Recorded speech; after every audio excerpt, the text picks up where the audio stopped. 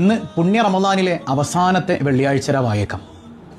സത്യം പറഞ്ഞാൽ വല്ലാത്തൊരു മാനസികമായ വിഷമുണ്ട്. ഇത്ര പെട്ടെന്ന് റമദാൻ കഴിഞ്ഞുപോയ പഠിച്ചോനെ. ഒരാഴ്ച മുമ്പ് റമദാൻ തുടങ്ങിയതുപോലെ അത്ര പെട്ടെന്ന് തീരാണല്ലേ. ഞാൻ റമദാൻ അനുകൂലമായോ? എനിക്ക് ഇനിയൊരു റമദാൻ എനിക്ക് ഉണ്ടാവുമോ? ഇതെൻ്റെ അവസാനത്തെ റമദാൻ ആകുമോ?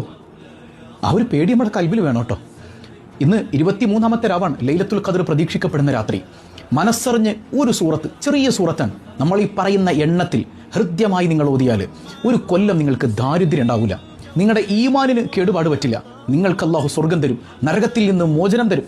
അങ്ങനെ തുടങ്ങി നിങ്ങളുടെ ജീവിതത്തിലെ മുഴുവൻ പ്രശ്നങ്ങളും നീങ്ങാൻ ഈ ഒരൊറ്റ സൂറത്ത് മതി. ഇന്നാണ് ലൈലത്തുൽ ഖദർ നമുക്കറിയില്ല, പക്ഷെ ലൈലത്തുൽ ഖദർ ഹയാത്താക്കിയ കൂലി അല്ലാഹു നമുക്ക് തരികയാണ്. ഈ സൂറത്തുൽ ഖദർ ഒരു തവണ മനസ്സറിഞ്ഞൊന്ന് ഓതിയാൽ, നമ്മൾ ഓതുമ്പോൾ ചിലപ്പോൾ മനസ്സൊന്നും അറിഞ്ഞു ഓതൂല, അതുകൊണ്ട് ധാരാളം ഓതുക. ഇന്ന് പുണ്യ റമദാനിലെ അവസാനത്തെ വെള്ളിയാഴ്ച രാവായേക്കാം. സത്യം പറഞ്ഞാൽ വല്ലാത്തൊരു മാനസികമായ വിഷമുണ്ട്. ഇത്ര പെട്ടെന്ന് റമദാൻ കഴിഞ്ഞുപോയ പഠിച്ചോനെ.